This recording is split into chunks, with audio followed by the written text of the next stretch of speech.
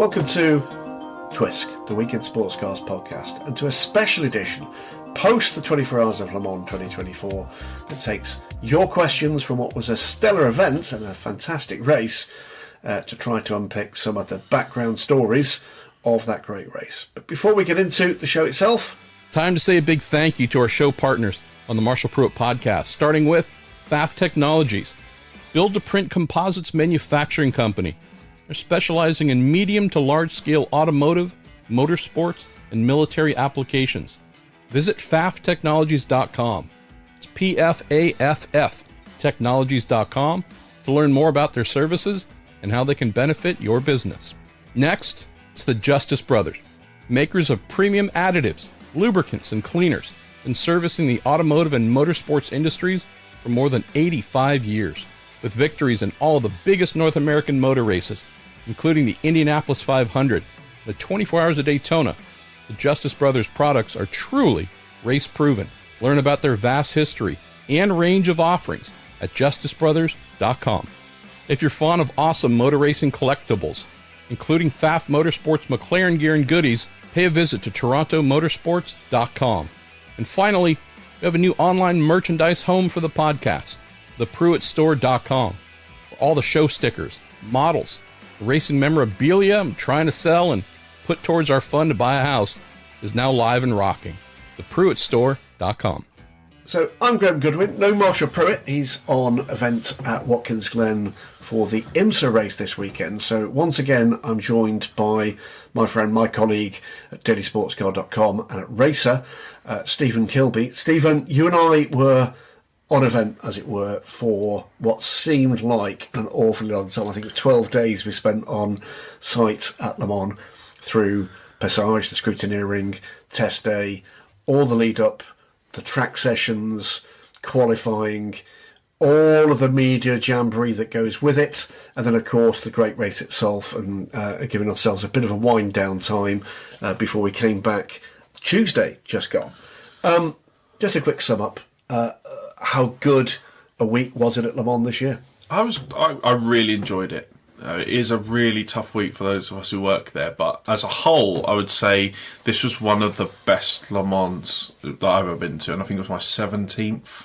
I loved the race. I thought the build-up was fantastic. There was some really interesting action throughout the sessions. There was some interesting news on the Friday. It wasn't so much that you just kind of felt like it was overwhelming and the important bits got lost.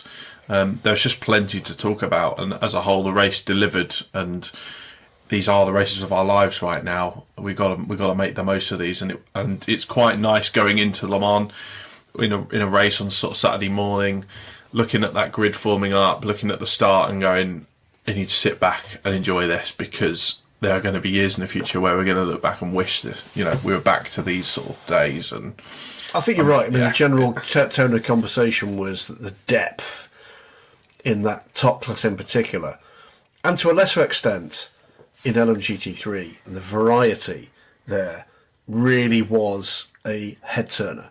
Head turner for the people who are regular sports car followers, but a particular head turner to people who were, whether or not they're following a particular brand, whether or not it was Valentino Rossi, whether or not it was Ferrari, whatever it was, people appeared to be impressed. Impressed by the depth, impressed by the quality, impressed by the racing, impressed by the event.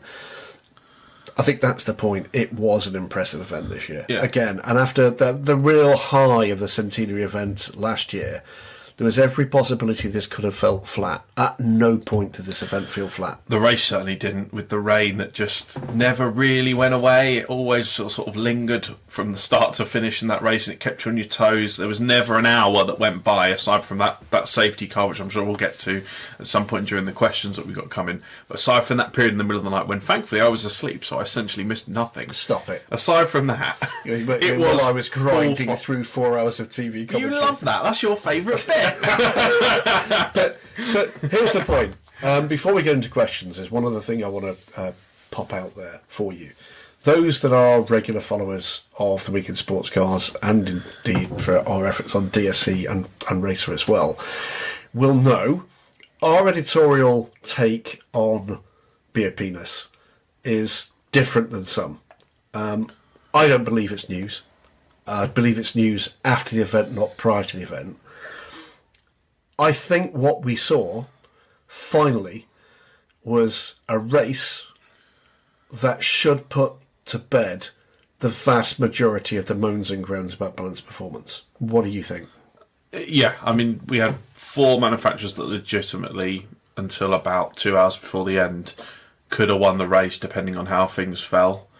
It was refreshing to leave the event knowing that had you run that race 10 times, you probably would have got 10 different results. And a lot of it was down to conditions. What I would say is that it is always an equaliser when it rains, and you get cars that gain loads of time through strategy as well as performance. But as a whole, after the test day, there was a little bit of moans and groans here and there for some of the teams, and you usually do the rounds of all the manufacturers, and they all tell you that they've got no chance, and this was no different. But when it came down to it, I didn't feel like most, the teams that left disappointed with the result were not necessarily disappointed because of the BOP. They were more disappointed because they made some wrong calls on strategy. There were mistakes made by drivers, something like that. And it was nice that we weren't into a massive controversy and rows and protests or anything like that. It was just an out-and-out fight. We'll get again into some of these points. The last point before we turn to listener questions was about the cars that weren't in the fight. Okay, and there were 2 particular groups and 1 manufacturer that straddled those groups. There was, I say a group, there was a car that was quick but not reliable, the Alpine. There were lots of cars that were reliable but not quick, not ultimately quick. We're going to talk, I know, about the Isotta Fraschini later on, so I'm going to put them to one side. The Peugeot, the Lamborghini, a great show they put on. And the one that sort of straddles across it was BMW, where we saw blinding pace, particularly from Dries van Tour, but they couldn't get those cars to the end of the 20th. The Art car, not classified at the end. They just seem to give up on that car, to be honest with you. Yeah. But for me, there's encouragement there. There's concerns there for each of those manufacturers. But the encouragement there is there's that old saying that you can make a reliable car faster. Making a fast car reliable is somewhat more of a challenge. And Alpine, I think, have got some questions to ask themselves about their choices with that car. It looked fantastic. It was in the mix in the earlier hours of the race, but they absolutely did not at any point have confidence that they could maintain that to the end of the race. Yeah, 100%. I mean, we've said on the past on this show, I think, as well as written it, that the jury was out on the engine for the Alpine, and we were very quick to not write it off, and there was a lot of cynicism about the fact that it's derived from a Mechachrome engine. And a lot of people write it off before it even raced at Le Mans. And you know what? Some of that was. Some of that really did come to pass, didn't it, when they retired? But here's the point. There is another point here, by the way, is they failed at, was it about 12 hours? It wasn't even that, was it? Did either car make sundown? I mean, well, the most they achieved was 88 laps with the 36. You could still win a world championship. You could. Theoretically, well, if you have a bad race at Le Mans, as a French manufacturer, that's not clearly what they want. But you could still win races and world championships by not having ultimately an extreme endurance. The key is this. There's a lot of talk about development of LMDH and LMH cars at the moment. Manufacturers going in different directions, campaigning for different changes to their cars. The key here is they will be given a chance, if they want it, to make significant changes to that engine. It's not frozen in, that's it. They're stuck with it for 5 years. It's a smart restriction on development rather than counting development out. And again, in terms of the rule set, loads of questions on that. We will be getting to them. For them, we'll talk about Alpine, we'll come to that. You've then got Lamborghini, Isotta Fraschini, Peugeot, and BMW somewhere in the middle, where I think all of those will have reason to come away maybe disappointed. Peugeot, I think, in particular disappointed, but encouraged that very few of those cars saw time in the garage. Yeah, 100%, especially Lamborghini. Lamborghini, for me, was mightily impressive all week. It's still a new programme. They did lose a lot of testing time. They came into this fully well aware that they were not going to be in the running for the win. They would admit that to you, and they did so before the race started. But what they were keen on doing was showing what the car could do in terms of reliability, and it's, it is no mean feat. Even though we get kind of used to races now, you get WC races with no retirements or no big failures, or you get to the end of Le Mans and there's actually only a handful of failures. It's still a really tough thing to get a car like that to the finish, and both of them just ran like clockwork for almost the entire race, didn't they? And they can't last for more than that because the pace will come. 6 DNFs in hypercar, 1 not classified. Of those, mechanical failures were the 83 of Corsa car, mechanical or electrical failure for that car. I think electrical fire is what eventually killed that. I thought it was a hybrid problem. The car went dark. Okay. So full electrical failure. 36 and 35 Alpines, both with engine problems. The 15 was the accident after the clash with the 83. Then we had the 4 Porsche. Now that had crashed out at Indianapolis. It did. And the 3 had the punctured oil tank. It did indeed. So all of those things within the realms of improvement. We know the 83 that failure on that car. Well, the other 2 cars didn't fail and indeed won the race. So in a wet race like that, you would expect there to be not less attrition, but I was surprised that because everyone was going at it hammer and tongs, there weren't more major accidents. Yeah. There really was only a few cars that got eliminated by crashing out. Level of professionalism ludicrous. was high this year. Let's get on to questions, because you and I, as we often do, could talk about these things for hour after hour after hour, but that would just irritate the listeners. Sorry, listeners. So let's crack on. I think the first kind of subset here, Daniel Summerskill, our question compiler. Thanks again, Daniel, for your efforts. Let's put under the title of Overall Le Mans Thoughts. So chuck a couple into the mix here, Stephen. Let's see what comes out. Yeah, so GT Gamer 468 and Stathis Coco Racing said they're asking about the track action. So GT Gamer says, how would you compare last year's Le Mans to this year's in terms of track action? Did LMGT3 feel like a great successor to LMGTE as a platform or not at Le Mans? What are you looking forward to in the upcoming rounds at Interlagos and Kota? And how do you feel the current field will play out in both races? Can I kick off with this? I'd like to hear your thoughts as well. I thought the hypercar race was a really great race. Yeah. I thought there were enough twists and turns in it. We had a mixture of strategies coming into play, which saw, for instance, the Cadillac cycling back through to the lead. That meant that they were encouraged to push hard. I was really impressed with Alex Palou. Yeah. When he got in that car, I expected a guy like Alex with fantastic talent, but not a lot of experience in the car, for that car to lose pace. It did not. I thought Alex Lynn was highly impressive in that car all week. And Earl Bamber, a bit of a redemption run from Earl, but didn't really put much of a foot wrong, did he? There was one moment we had a little bit of contact with the Isotta Fraschini, was it? But aside from that, a really, really impressive race from him. I thought the race as a whole was of stunningly high quality, and it's not easy to deliver that on a track of the length, the challenge of Le Mans, and with the mixed conditions that we had. And let's face it, with actually probably fewer tyre choices than these manufacturers have ever had at this kind of level. So that, I thought, was a great race. LMP2 was such a difficult one to read, and ultimately it came down to who didn't hit trouble, who had a car underneath them that could retain that pace. Hats off, by the way, to Ollie Jarvis. I think Ollie Jarvis won that race for United. Great stuff from Nolan Siegel. Really impressed by Bijou Garg. By far his best race for United so far.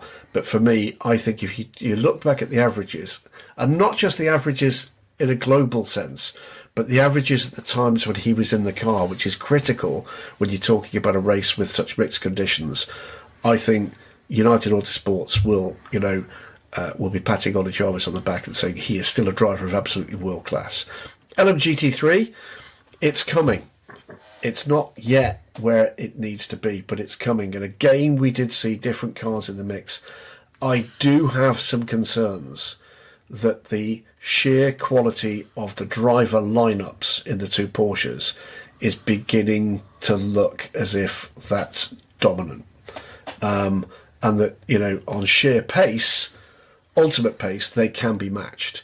But when you bring into account the silver and the bronze drivers aboard those two cars, it's a really steep hill to climb for the rest of them. Yeah, and the trouble is they're getting better and better. More assuring, I thought, was absolutely awesome towards the end of that race. And he's so young. But the thing is, if you look at the championship standings, it's not necessarily reflective of just out-and-out dominance from Porsche now, because the pure racing car hit trouble, finished low down the order. Yeah. We've got a title race now. Oh, we do. And the 31 WRT car is genuinely capable of winning this championship, and I think they will be so encouraged. They didn't win the race, but they scored a bucket load of points, and they will be content. And Sean Gallale will be learning more and more and more about GT code.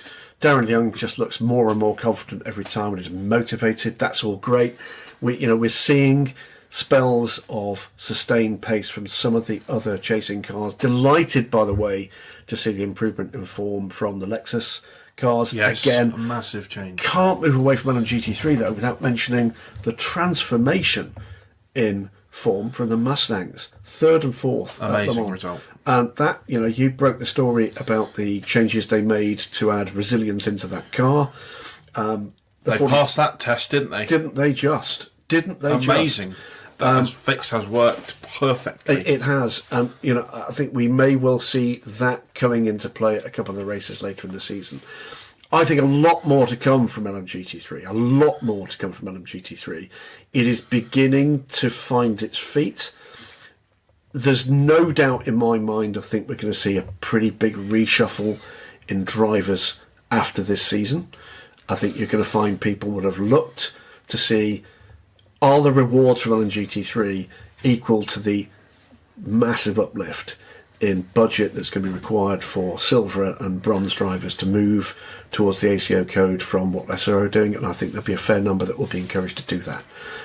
So I think we'll see big changes in MGT3 in terms of the driver market after this season. And I think we'll see a fair number of people that are going to have their gradings looked at very carefully. I think that's going to be a theme going forward with LMGT3. I think it's going to attract the world's best bronzes, and the bronzes of clearly, people who've got the most money to invest in a program. And you are going to find at the end of these seasons, if a driver or a team stands out, they're going to have to change their lineup, because you might see one of the two other guys in the car ineligible next year. I didn't see anything this year at Le Mans that persuaded me they're going to look again at the Pro-Am mix. I think that's not even been a conversation this year. I think they're going to need time to see how the marketplace defines that. Pro-Am most certainly provides us with the variety, because there's no doubt in my mind that if they switch to a full Pro class somewhere, some of those manufacturers are not going to step up. Without a shadow of a doubt. But the variety was there, the cars looked different, they sounded different. There's some great looking cars at Le Mans this year.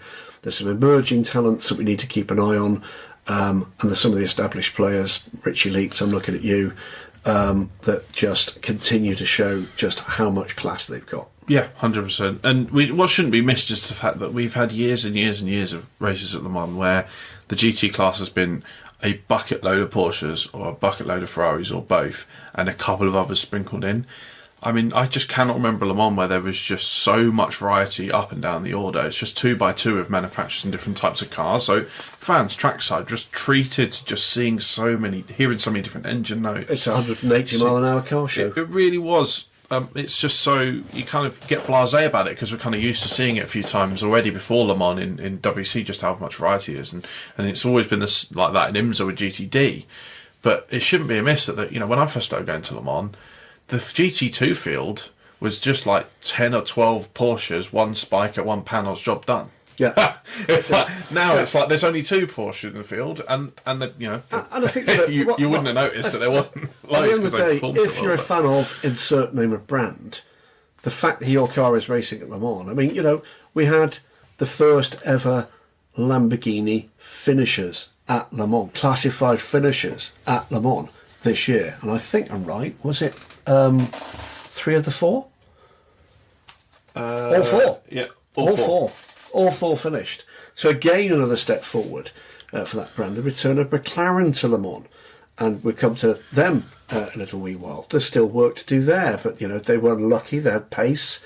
But if you walk through the car park getting into the circuit, you just look at each car and go, they've got that manufacturer's got cars in the race, that manufacturer's got cars in the race, that guy there with his McLaren 720S in the car park, he's got cars he can cheer for in the race. The guy in a Ford Fiesta like me, he can cheer cars on in the race. Guy who's bought his Ferrari, he can. Peugeot, that guy with the 5008 estate car, he's got a car that he can root for. It's amazing. Yeah, well, that's it. It's like the heyday of Super Touring in British touring cars, which absolutely it was a race on Sunday, sell on Monday formula. Let's move forward though. I mean, for me, yes, a race of highest quality, an event of really high quality. They maintain the momentum from a very high bar in 2023. I just don't think... The last thing I want to say on this before we move on is hypercar. Maybe it's just me, and maybe it's recency bias or something, but I wrote on Racer after Sunday that this was one for the ages. It really was an all-time race. And I truly believe that we will look back on this year's Le Mans like we will about the centenary and go, wow. And I just haven't heard quite as much enthusiasm for how good the hypercar race was. 9 cars finished on the lead lap.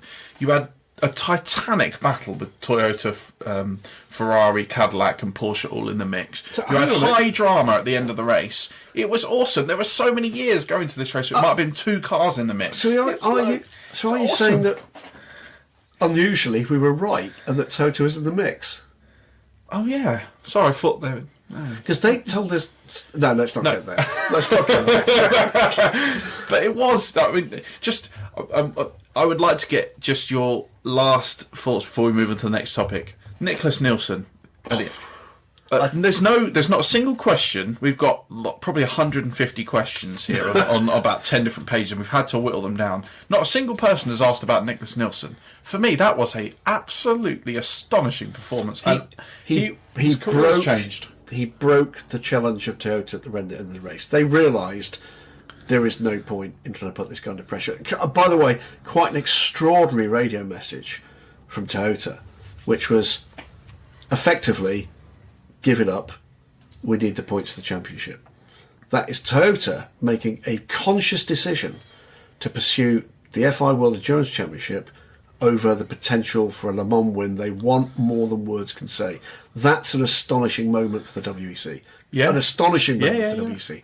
But one of the major points behind that is it was that drive to the end from Nicholas Nielsen. And we talk all the time about standout races, epoch-making races for some of these astonishing young men and women.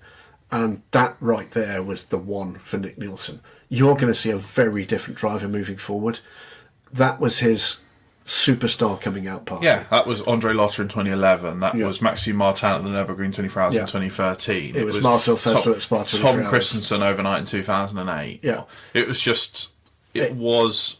We will look back... When you look back at that race, you're going to remember him slamming the door, the panic, him coming in for that extra stop, and then just the sheer emotion towards the end of that race when we thought, is it going to run out of fuel? Watching the percentage of virtual energy tick down, it was just... It was awesome. You and I had time to spend with Nick at Maranello a few weeks before Le Mans. What a wonderful human being. Lovely guy. Passionate, engaged, intelligent, clearly very, very talented indeed.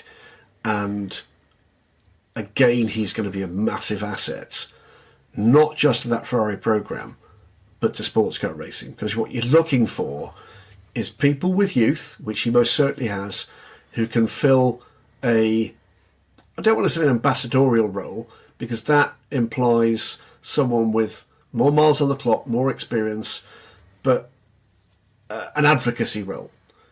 This is why this is cool. This is why this race and this sport is amazing. For me, one of the drivers of the race. I want to say a quick word as well, by the way, word of congratulations to Jose Maria Lopez. He was really good. Coming in the most difficult circumstances. Did he make a mistake? Yes, he did. Did it ultimately cost Toyota the race? No. Look, at the end of the day, he did enough in terms of the hard yards to say that he kept them in the race. He'll have had next to no time in that car this year. They put him in the car at the end. That shows you how well he was doing. There you go. So ultimately, a truly great Le Mans. And if you disagree, that is absolutely your prerogative. but you're wrong. I can't struggle to see how it's going to get much better than that. But but here's the thing: it can and it might. Yeah. and I think that we've still got many more storylines to come. Some of the cars that struggled will get better. That's the key here. So against the rule set, against the rule set as it currently stands, the rule set triumphant at Le Mans, triumphant. And if the rule set's intention carries forward, the depth of competition in that top class on pace should only get deeper. And that can happen quickly. We're not talking about a massive chasm in terms of pace for some of those cars. No. We're talking about a second, 2 seconds, and all of a sudden they're in the mix and they're on that lead lap deeper into the race. So I think it can and should get better and deeper. Let's kick on. So the next sort of general topic is about BMW Alpine and Peugeot, which we touched on a little bit. We've got some specific questions and correspondence. So Daniel Summersgill asked about the 20 Art car. Why didn't they fix it? Was it a lack of spare parts? I'll say straight away, I don't know if you do, I don't know. It was just one of those storylines. There was so much happening, we didn't have the bandwidth to follow up on. Yeah, it was interesting so early in the race, seeing them polishing it up, and it was like, oh, they're clearly just going to wait for the end and just do what.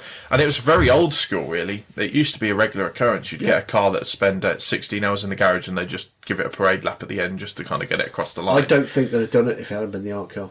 No, I don't either. I think that was it. It was a photo finish thing. Not classified at the end. Came out, I think it did 4 laps at the end of the race. I didn't even notice it. Me neither. Again. I have to say, and I was commentating on the finish. I didn't notice it. I was too busy smashing out copy going, what's going on? Who's going to win? But hats off to them. Car went back out and, they'll have got the shot and that's fine. I have no objection to that whatsoever. It's always been part of the tradition of the race. Daniel also sort of asked about the programme in a wider sense. He says in IMSA and WC it feels like it's slipping with errors from the drivers and the team in IMSA and WEC.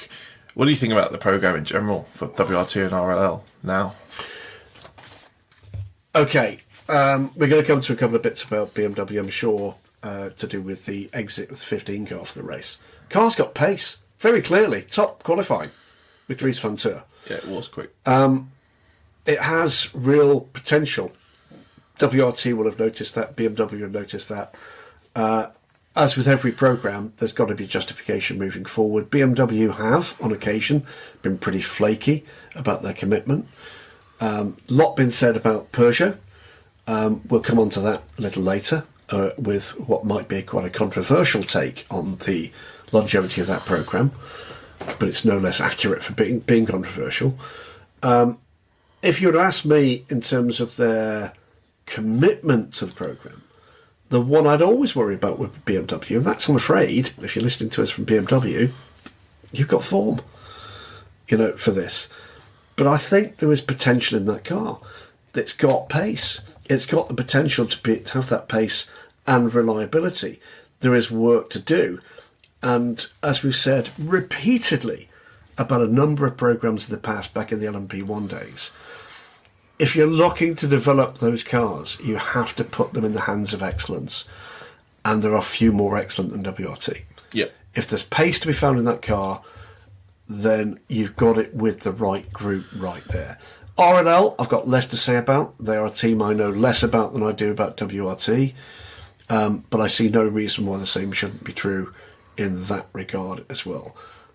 The key thing here is they need to be given the opportunities to test and develop, and they need to be given the bandwidth to have serious conversations without fear of consequence. Yep. That means by both the rule makers and by the factory.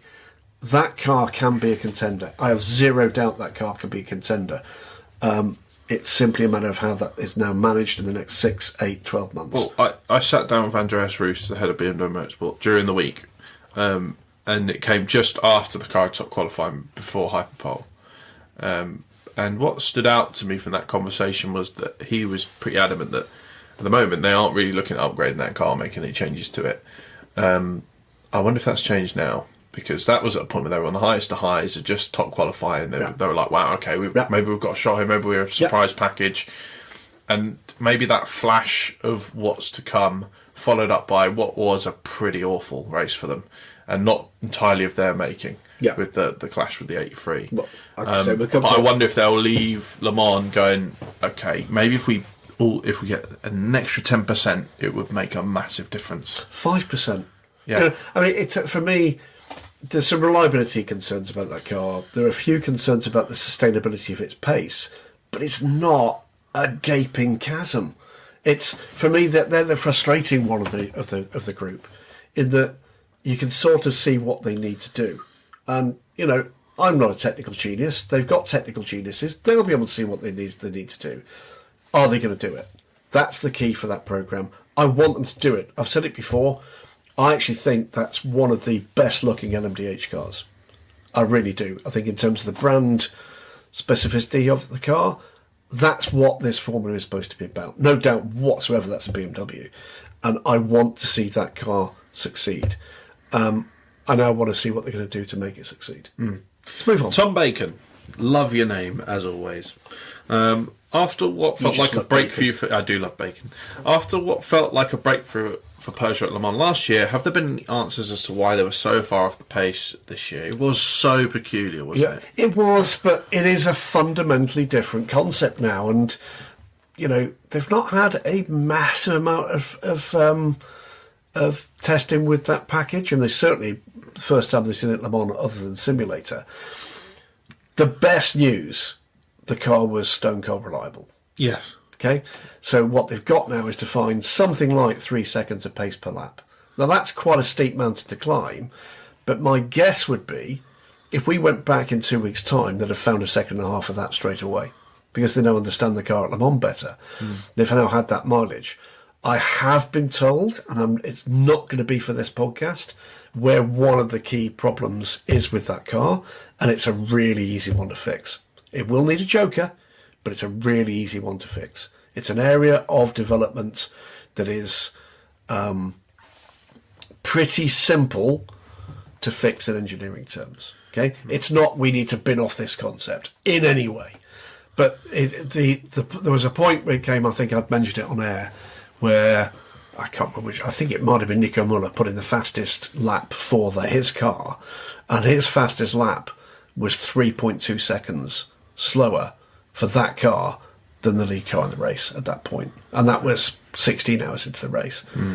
That is a concern, but they've got a reliable platform now. You can't underestimate the frustration is that you left looking at last year's performance in the changeable conditions in the first half of the race into nightfall when it led, and you think, God, this whole race was like that this time. What on earth could they have done? With that. Well, it moves us on, by the way, because we've got two more questions. One from Jones 311 and the other one from Clement Roseanne, both asking basically the same question. James says, is it possible we've seen the last Le Mans for Peugeot? Resultlessly as lacklustre, can't help but thinking they're going to struggle to raise Stellantis, it's worth funding. And Clement asks, is the Peugeot programme in danger? I have a frustration here. You wrote a piece that you published in the run-up to Le Mans. Do go back and have a look on DSC at that piece. That piece was written on the back of, and we thank them for it, the transcript of a round-table briefing with senior management at Peugeot that was attended only by French-language colleagues. Okay? So, and my understanding is that every story you've written, that you've read, anybody out there, on whatever outlets in the English language media about the future of that programme that came after Spa, it was a Spa briefing, wasn't it? It was Spa. Came from the release of that transcript. And here's the remarkable thing about it. You were the only one that I saw that wrote a different story to the rest. The rest of them were basically saying, we've got to have results now or it's all over. Am I right? Yeah, I was. That's a fair Is that what it assessment. said? No. What did it say, Stephen? It's essentially, they've committed the programme to the end of the 2026 season as it stands now, and then when they get to that point, they'll then think again as to whether they continue new platform, especially now there's an extension of the rule set in play. Do they bring a new car? Do they park it? Do they continue to develop the current car with the extra jokers? But the key is 2026. It's not going away anytime now, unless something radically changes in the background and somebody somewhere loses their rag in a boardroom meeting after this previous weekend's result. That's not the way they're thinking right now. Linda Jackson, who was leading the conversation, and John Marfino was there as well. They made it very clear that they see a lot of value in racing in WC in terms of car sales. They made it very clear that being a part of the current pack is really important to them. Linda was also clear that results need to come, but of course they do. It's a program at factory level, but she's not said there's an ultimatum, you've got 3 months to sort this out or it's over. It's a year. She's essentially said, we need to see results at some point, not necessarily right now because the car's pretty new in its current form. They're going to give this a chance. They wouldn't have invested all that money in redeveloping the 9X8 for them to suddenly just bin it all off. What am I saying here, Stephen? After a couple of months. What am I saying? I'm saying this pretty clearly from what I read, and I read the transcript that you wrote your piece from. If there's a deadline you're going to apply to this, it certainly wasn't this Le Mans, and it certainly wasn't Spa. It's Le Mans next year. If there's no progress in a year's time with that car, then at that point, of course, you'd be asking it. But I do think it was the wrong message to give publicly. Well, I saw the same words that you saw and that our other colleagues saw. She did say the quote. There was a quote that said, "We've got the new car. We developed the new car. It's time to win now."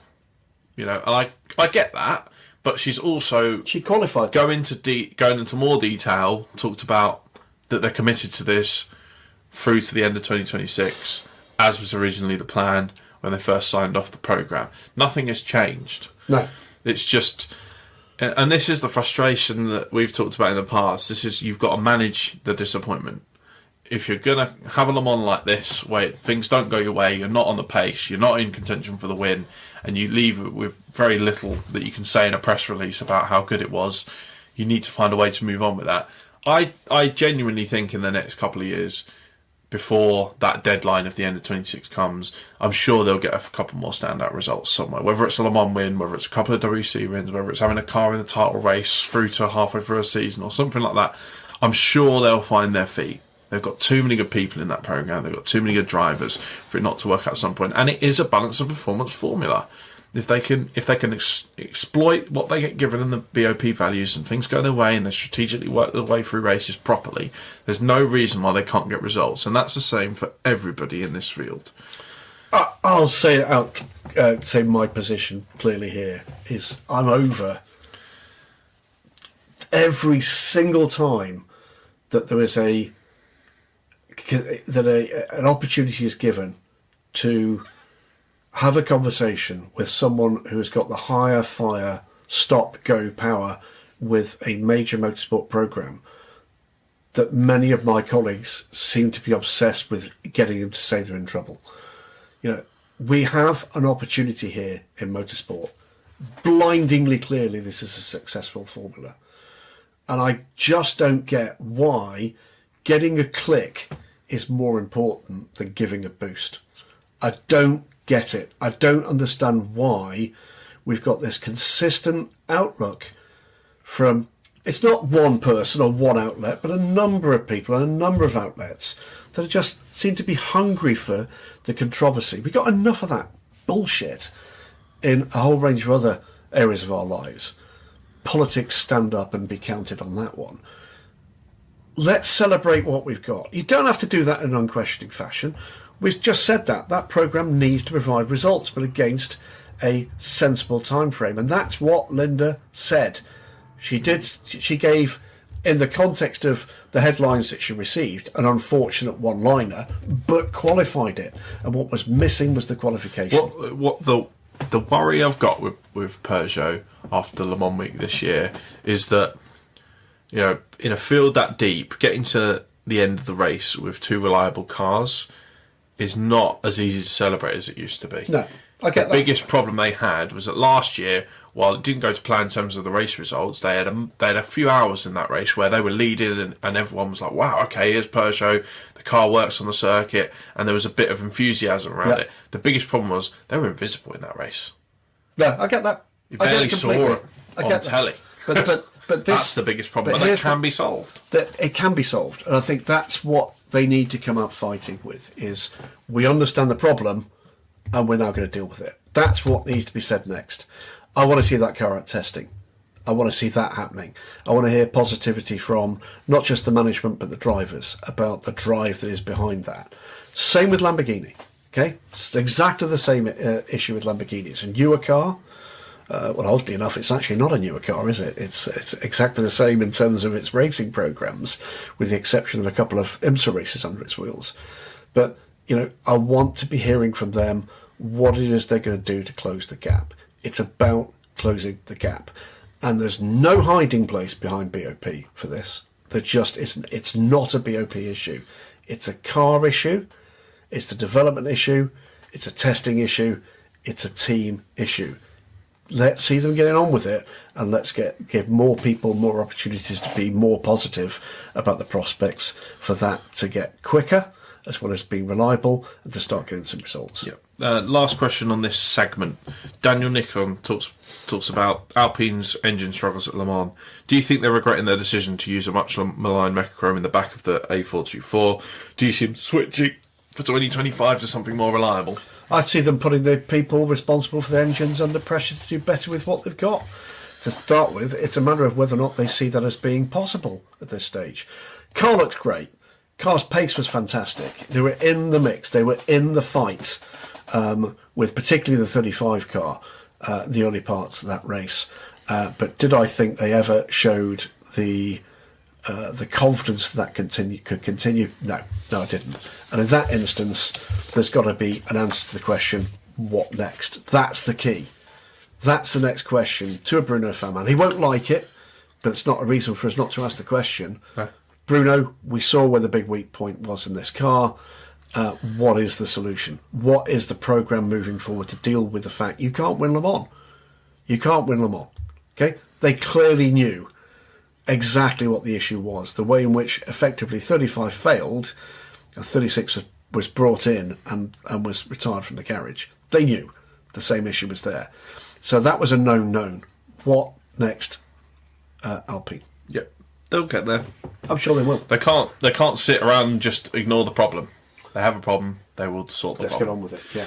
Next segment: ACO announcements and rule changes. We'll start with Stephen Gate, who says, "Let's talk about an extension to the current rule set. Is it a positive or a negative? What say you?" I mean, massively massive. Yeah. Well, I don't know how you can spin it negatively. No.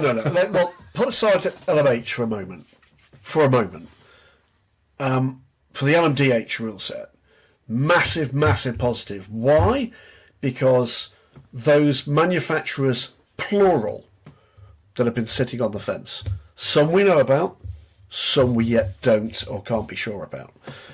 It gives them more of a reason to say yes. We talked about McLaren through Le Mans. You sat in the same briefing I did with Zach Brown to talk about McLaren. And yes, there's cynicism because Zach was saying some of the same old things, but actually there's more to that than there ever has been before. What he was saying was, we're now in a position where the motorsport side of McLaren is a business that is thriving.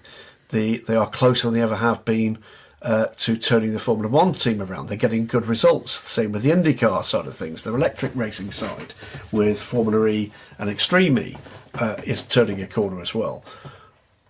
I'm more confident now than I have been for probably 2 years that we will see McLaren in Hypercar and GTP. Oh, 100%. For me, it's, well, Zach Brown said it himself. He hopes it's not an if, it's a when. I think they're coming. I genuinely cannot see it. I'm bought in now. Yeah. That the way they spoke in that briefing, and the way that Zach responded to some of those questions, he wasn't dismissive. He wasn't trying to, tiptoe around an answer. He was actually pretty clear. They like the rule set. The company's in a good position. They're getting good results elsewhere. They feel they've got the capacity to do it. They want to do it. They're celebrating the big anniversary next year. Michael Lightus was there. He'll have been blown away by what he saw at Le Mans and the energy from McLaren's customer base from seeing them cars there, the potential engagement. Well, there you go, and showing real pace, and pole for. What a lap that was! What a lap from Brendan Aribe. He would have been absolutely buoyed up by that. But there's never going to be a better platform to announce that programme than Le Mans next year. Yeah. 30th anniversary of their overall win. You can sort of see the stars aligning. But then I'd recommend, if you're listening to this podcast and you haven't seen the IMSA YouTube video with our mate Marshall Pruitt walking through the campsites with John Doonan, the president of IMSA. It's a fantastic 15 minutes. It is. Really good. And John talking about prospects moving forward. Listen, there's more to come. That extension, I think, will be seen as being almost as significant as the rule sets coming together in the first place. Because what it gives us is a bit more resilience. It gives the opportunity for teams to come in at a sensible level in a way that LMP1 Hybrid never did. Only one manufacturer managed to join successfully, and that was Porsche. And boy, did they throw all the effort behind that program. We saw what happens when you set the bar that high with Nissan. In this instance, they've got a clear performance target they have to hit and a clear timescale against which they can achieve that. And I think that will be attractive.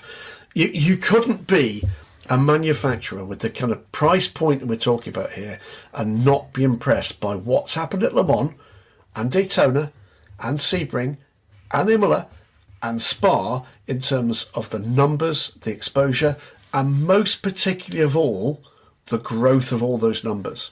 That's the key here, at a time when it is spectacularly difficult to get the right sort of attention. All of a sudden, the clouds are parted, and we've got something very special, potentially commercially as well. And that's what we're hearing when we talk to more or less all of these manufacturers, is the level of engagement they're getting for their customers. Car sales, okay?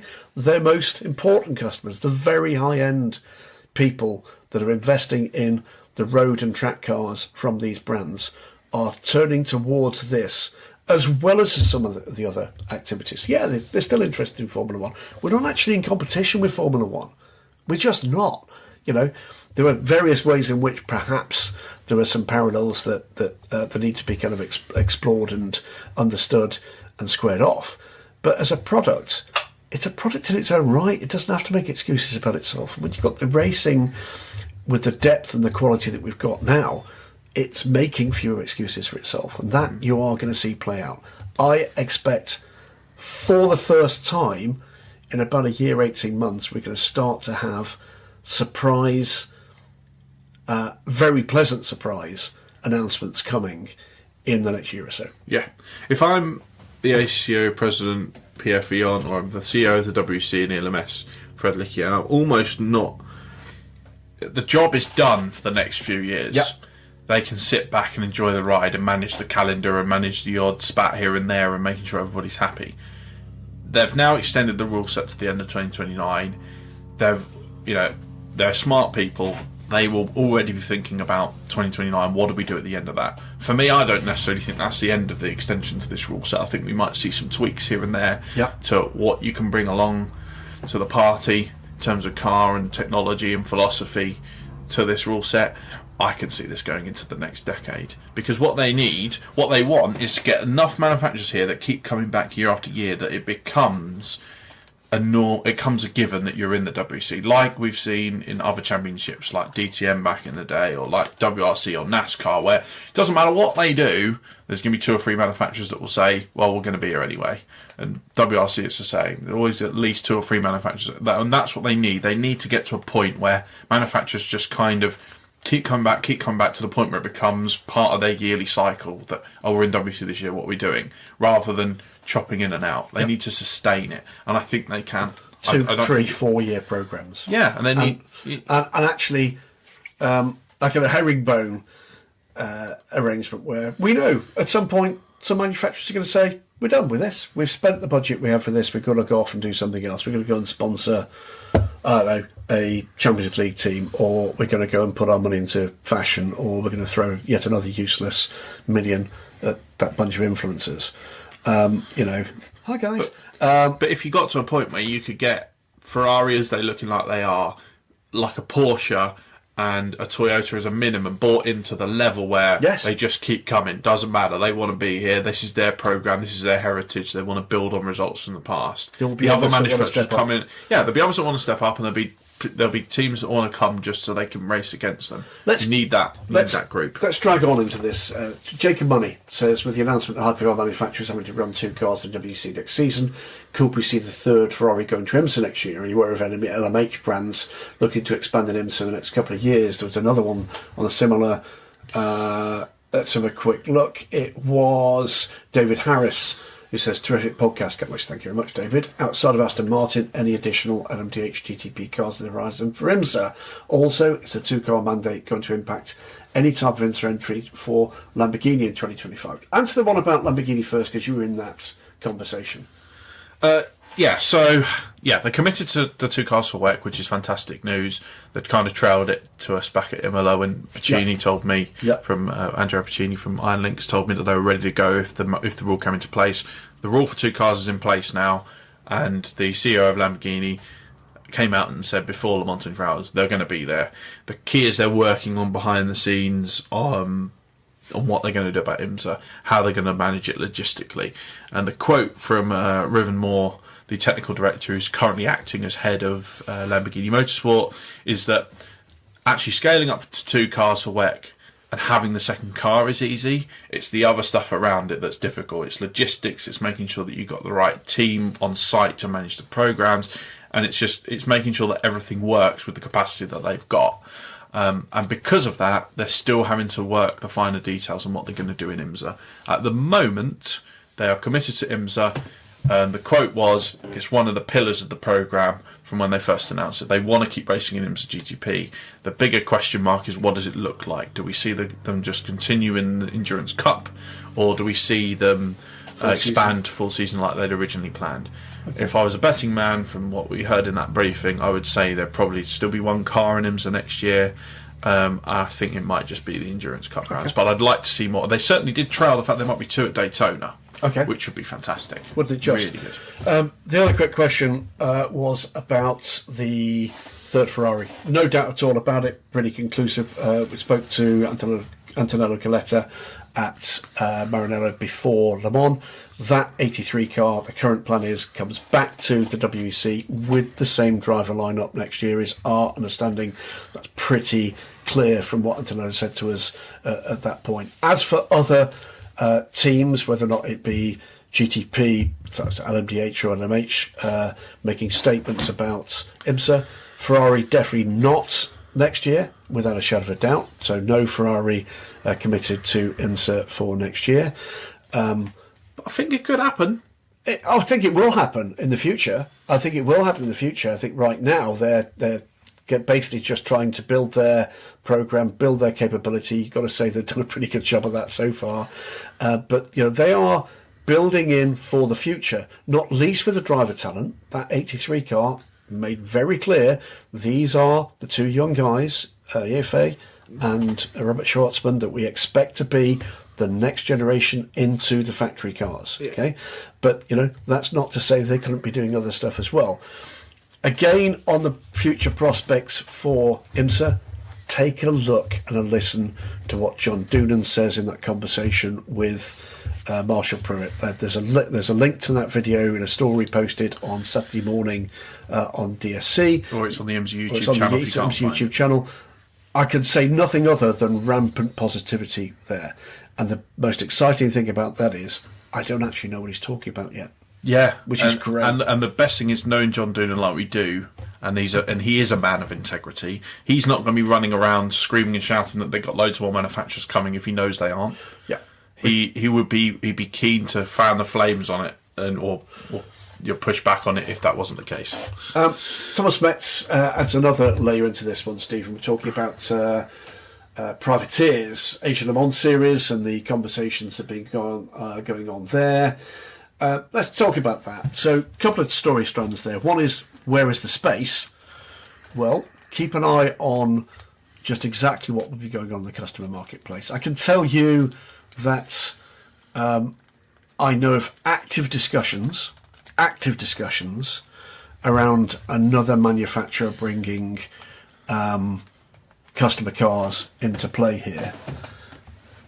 And I know of active discussions to and from different teams that are looking to have conversations with those manufacturers. There are definitely going to be changes in the privateer ranks. There is changes, may or may not include other manufacturers coming into the ring either in 25 or 26. Put that aside, that's all WEC. The Asia Le Mans series thing. Now, we didn't break it. No one broke it other than Pierre Fillon himself in a multi-platform interview he did for French media about a month ago. Matt Fernandez, our roving Frenchman, picked up on that, handed the baton to us. We published that just before Le Mans. That's then been picked up by a number of our colleagues at Le Mans who've asked Pierre Fillon the same question during race week. I had a catch up with Pierre face-to-face at Scrutineering. He confirmed that was indeed the intention is to evaluate hypercar for the Asian Le Mans series, not the European Le Mans series. And there's a simple reason for that, which is they're not content with just taking principally the European Le Mans series players with a few of the IMSA teams to Asia for a winter holiday. That's not what this should be. This is about building a marketplace. It always was about building a marketplace back in Cyril Teichweiler's days of building that up and trying to find, as they did, Asian-based teams with LMP2 and LMP3 cars. COVID pretty much killed that dead. What they're finding in trying to rebuild that is little or no enthusiasm for LMP2 and LMP3 in its current or future forms. And more enthusiasm, potentially, in the bigger brands that feature in hypercar. And that's what they want to evaluate. Is there an active plan to do it? No. Is there an active plan to evaluate whether or not doing it would be a good thing? 100% yes. Okay? But here's the thing. It's not going to be a matter of whether or not you can get Hub Auto or AAI or AAA or Absolute to come and commit. You need a sustainable number, okay? You've then got to make a determination as to whether or not that's Pro or Pro-Am, because at the moment hypercar is not Pro-Am anywhere. And you then need to determine how you make the space for that at Le Mans, because offering one space to those teams at Le Mans from a 2, 3, 4 car grid isn't going to cut it with the kind of numbers you're talking about to invest in those platforms. And it's not a big enough calendar yet. For you, yet. But if they continued with this kind of format they've got now, with like 2 separate chunks straddled by the year change, I think they'd struggle to put those sums together and say, "Oh, let's do all this for 4 races or 5 races or 6 races." I think it is absolutely a conversation they should be having. Absolutely, completely correct. They should be having it. It was made abundantly clear, by the way, and before I'd even asked the question of Pierre Fillon, he said, not ELMS. They're not going to mess with the success story that is the European Le Mans series and their ladder. That has provided not just the supporting cast for the 24 Hours of Le Mans, but just take a look at the hypercar grid, take a look at the teams in that hypercar grid, and look where they came from.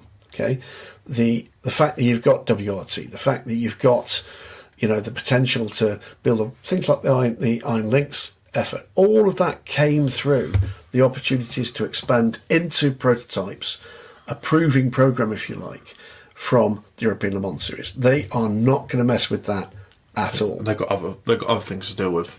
P2, and that it's worth diving into that, because that's a big part of the picture that has been sort of looked over. But how long? I don't know how long we've been working together now. More than a decade, on and off. I'll tell you right now, there are two pieces you've written I'm most proud of you for. One was your piece about the cost of racing in GT3, those three pieces that were written some years ago. But the job you did with the LMP, the future of LMP2, was a superb bit of writing. And here's the irony: 3 weeks later, it's in ashes. I did say I did trail in that piece. Anyone who read it, that was on the table. They were going to scrap this rule set, and they went and did it. They scrapped the whole lot. But that's got to be said was something of a shock. We didn't expect that to be the announcement. It was the announcement. So just run our listeners through what they're now saying, Stephen. Yeah, they've extended the current rule set by 2 years to 2028, or through the end of the 2028 season. So we will see the current Oricas live on, not just in the LMS Asian Le Mans Series, but also in IMSA. IMSA is still committed to LMP2, and I spoke to John Doonan about that specifically. And then beyond that, we kind of don't know now. They have totally scrapped the rule book, supposedly. They will work on it from scratch. Hybrid power has been mentioned to me a couple of times as being back in the mix by the time we get to the end of 2028 and into 2029, as being something that they want to introduce. Another key snippet is that they will now not need to be based on LMDH spines, which was a key part of the original rule set, was that it was the 4 LMDH manufacturers using the spines they've developed for the top class programs and using them as the basis for the P2 car. That's now not going to be the case. It doesn't necessarily mean we're going to see any different manufacturers come into play. I don't think we will, but they can design P2 cars from scratch now rather than having to use existing solutions for LMDH cars. So yeah, Gibson as well, almost certainly going to still be the engine supplier, but with a change in philosophy in terms of weight and the size of the engine. It's not going to be the tweaked version of their current P2 engine that we'd originally expected from the first tender. I think they expected from the first tender. It's all essentially up in the air now. Crucially, they have got time to sort it out. And part of me does think, on reflection, having thought about this for a few days now, that it is the right move, because there was a sense from talking to all these manufacturers that none of them were wholly satisfied with where they was going. Yeah. Is that we were spending a lot of money developing cars and fighting for, even if it was equal share of the pie in terms of the customer marketplace, you're fighting for 6 or 7 cars. This enables everybody a chance to step away, take a breather and go, right, what do we want the future of LMP2 to be? And thankfully it feels like the teams have been listened to, which I know the LMS teams as a whole will be thrilled by, is that they've had their concerns about cost listened to, and they will surely be around the table for what comes next in P2. It's been made clear to me so many times that they really do value the LMS grid in particular, but also the guys from IMSA and the guys who commit to Asian Le Mans Series. They value their input in this, and they will be part of the new rule set and its direction. So fingers crossed it goes the right way, because by the time we get to that point, by the time we get to 2029, will be the end of the current extension to hypercar, and it's going to be crucial they nail this, because if hydrogen doesn't take off and they don't extend this and we're down to only a couple of factory teams, they're going to need those privateer prototypes. So it's really imperative they get this right. Let's talk through a couple of the other bits and pieces here in our 80 announcements and rule changes section that Daniel Summerskill's put together for us. Oscar, with the expansion of 40 cars for next year and additional cars from Isotta Foschini, Lamborghini Cadillac, and 2 cars from Aston Martin, where is that space? Could we see a brutal decision made? Even though 2 spaces will come, he says, from Jota merging with Caddy. Well, let's wait and let anybody make their own announcements on those fronts. Watch this space. There's no way that decision would have been made without absolute confidence of where they were. And I can tell you from the very first moment that we spoke in background to senior management at the WC, they've been very confident about their numbers. Very confident about their numbers. 40 cars is now more or less confirmed is the grid. There's no doubt in my mind that unless massive drama happens, 40 cars is what we're going to see for the full season. Mm-hmm. Sam Piper says, with Mr. D Station Satoshi Tishino retiring and Heart of Racing taking on 2 LMHs next year, is another team going to be taking on Aston's GT3s? I did have a conversation about this with Hugh Tasker from AMR at Spa, and asked him this kind of question almost directly, that with Heart of Racing stepping up into LMH, are we going to see different customer teams bidding, or in the ring for LMGT3 entries and LMGT3 going forward in WEC? And the answer I was given was essentially, at the moment, it looks like there's going to be stability, not necessarily any surprises. Whether that's changed since we've now had confirmation that Heart Racing are going to run 2 cars in hypercar, and now D-Station's plans may have changed because of Satoshi's decision to move away from racing at Le Mans. But we don't know. But it's only Le Mans. But exactly, Satoshi has said he's moving away at Le Mans, but he's only racing at Le Mans this year.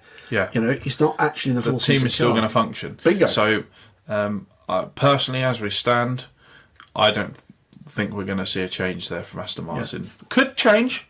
Things can change very quickly in this game, as we've seen in so many areas. I think Heart Racing would quite like to have representation in both classes. Yeah. And they've got a driver squad that suits it. Yeah, they're becoming a real big player in international sports car racing. They're becoming a WRT, they're becoming a Manthey, in the sense of just how much their involvement they've got at factory level. Mark Eakins says, everybody's getting excited by talks to McLaren 2-car teams, but should questions be raised as to how they all fit on the grid? Would a manufacturer run 2 cars if they're going to have to pre-qualify potentially? No. But then again, McLaren aren't talking about anything before 2027 at the earliest, and there's a lot of ground going to be covered. Do I expect all of the current players to be in that top class by 2027? I don't, because that's just not the way that manufacturer programs work.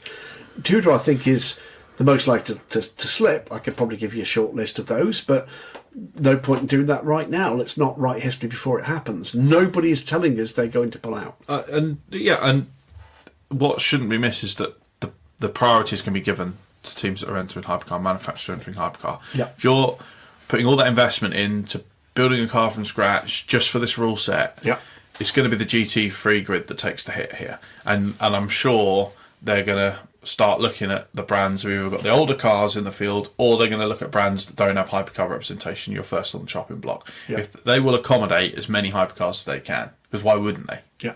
And by the way, they always have the opportunity in future years to look at expanding that grid even further. There's nothing to stop them from doing that. Nothing whatsoever to stop them from doing that. I mean, we've already seen that Imola, to get the deal they've got, are having to build extra garages. The biggest area of this that I think is going to suffer is privateer marketplace. I think if you go privateer and you want to run in hypercar, I think you've got to look at IMSA and GTB. Yeah. I just don't see there being the space going forward, at least for the next couple of years. Well, maybe that's where you get the sustainability of your programme. It's Asia Le Mans Series. And IMSA. As a double. But to do that, my view would be that the ACO are going to have to be more generous with the number of cars that are coming from North America. Yep. And actually, that answers Damien Peachman's was 2024 Le Mans the last extra inter-entries to compete, given the WEC is full. Le Mans doesn't have enough pit spaces. No, that is very clearly a strategic alliance that works for both parties. There's no doubt in my mind that will continue. I would see, as is the case with an awful lot of things, probably we're at the point where everybody needs to take a step back and decide whether or not the current framework is fit for purpose. There is prospect in the future, in the near future, for more garages at Le Mans, probably not for the next couple of years or so, but no doubt whatsoever that the ACO are looking at the prospects for maintaining that, the growth moving forward. And that does include a deeper grid at Le Mans. We've already got more cars than have ever started Le Mans. Already got that. We tend to forget Garage 56 is called Garage 56 for a reason. That's because it was the 56th and it wasn't that long ago. We're now at a steady 62 with a reserve list, and it can go further. And frankly, even if the marketplace for the top class took a dip in the future, they still wouldn't struggle to fill it. The next topic is one you are going to love it, Graham. Love it. You are going to you're going to be rubbing your knees at this.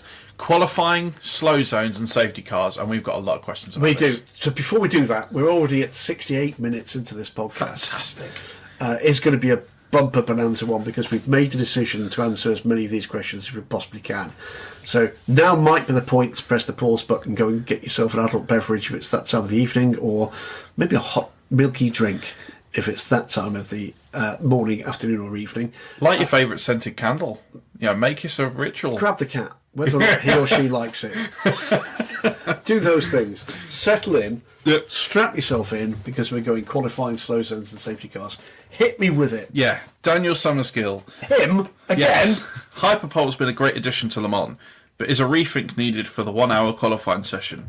Is it pure luck as to which cars to get through to Hyperpole? For me personally, all practices except for FP4 should be qualifying. There is less chance of incidents and traffic. I think you and me disagree on this slightly. We do a bit. Do you want to give us your position, which I can tell you before you even start, is wrong and faulty? Come on. I really like it as it is right now, and I wouldn't change it for the world. Right, I really like it. It's simple. It's an hour. If you miss out, you miss out. It's bad luck. We then get into Hyperpole. Evidence once again that you can't fix stupid. But so what do I think? It's a similar take as you've just heard me say with looking at the overall picture. I think quite often every system evolves. And when you evolve and take a bold step, as they did with Hyperpole, I was not a fan of the Hyperpole concept. I was wrong. Okay, it is actually really good fun. It's awesome. And if you listen to the commentary from me and the boys commentating on Hyperpole, the dramas, that's what it is. We were standing up and screaming at the end of it. That's what it should be. And is it relevant to endurance racing? No, it isn't. But by God, it's fun. But I do agree. I think one aspect of it that does need 2 steps away, take a look at what we got, does it make sense, can be tweaked, and I think can be tweaked pretty simply. What I'm about to suggest is not necessarily the only way to do it, but I think it's a fairer way to do it, which is 2-hour session, first 45 minutes, GT cars only. Then we get everybody together. Last 45 minutes, LMP2s and hypercars only. For me, that gives more of an opportunity for all of those teams to get a fairer shot at getting more relevant time, by the way, and a better shot at finding the space to have a clear lap, which is what qualifying really should be about. I get it. I do understand. I'm being glib. I don't entirely disagree with you, okay? That kind of lottery effect does have its appeal. I did throw up a surprise result here, but for me, it's qualifying. Qualifying should be giving us space to actually find the space and give us the ultimate performance of those cars. An hour is not a long time to achieve that with 62 cars on track. The thing is, I disagree with so much. I would make it half an hour. Just go out there, get a couple of chances, job done. It's qualifying for Le Mans 24 hours. It really doesn't matter. And the way it used to be with multiple sessions with combined times on a timing screen was so dull, because you never knew when the actual pole time was going to be set until it happened. And even then, most of the time, you wouldn't know that was the actual pole time until the very end. Stephen Kilbey, and then rain would turn up, and then it would ruin everything. And it's just get Stephen it Kilbey, done. By the way, his other 2 favourite sports are bullfighting and gladiatorial combat. But I get it. But that's what Hyperpole is. Exactly. So make it just quick. Get to Hyperpole as quickly as possible. No, you're wrong. Let's have Hyperpole. Job done. Right. So Stephen Kilby's microphone appears to be broken now for the rest of the show. But it is a good example, isn't it, of how the same question can have 2 dramatically different answers. The wrong answer, as is the case in Stephen's opinion, or the right answer, as in the case of my opinion. So there you go. Take your choice. We move on forward. Chris Hartley says, what a brilliant week of racing. Took my son for his first Le Mans. He's never watched sports car racing before, and he has the bug now. Should they change qualifying format? Hyperpole is brilliant. Qualifying Hyperpole should be longer, could be longer, or across all practice sessions. First things first, well done, Chris. It's always been my thing. If you're going to go racing, take somebody with you, because they're going to love it. It's exactly how I got into this. It was my son driving. That's how I got into it. There you go. And look at what damage has been done. Slow zone procedure, says Status from Coco Racing, needs to be really careful in the future. In the morning, we saw the 6 gaining an advantage of 1 minute because the slow zone was deployed late. 1 lap later, it lost 35 seconds because of another slow zone from the Toyota. We're lucky because the safety car didn't affect the result. I know safety above all, and it's a bit random. Giving an advantage of 1 minute was pretty bad luck. slow zone was because of the 4's crash. I'm not asking. All I'm asking is not affect the lead battles by that much. We'll come to that in a moment, because we've then got 2 or 3 questions, including another one from Status, about the safety car procedure at Le Mans. The big change this year, Stephen, was getting rid of the drop back. That was the class separation behind the first, the single safety car.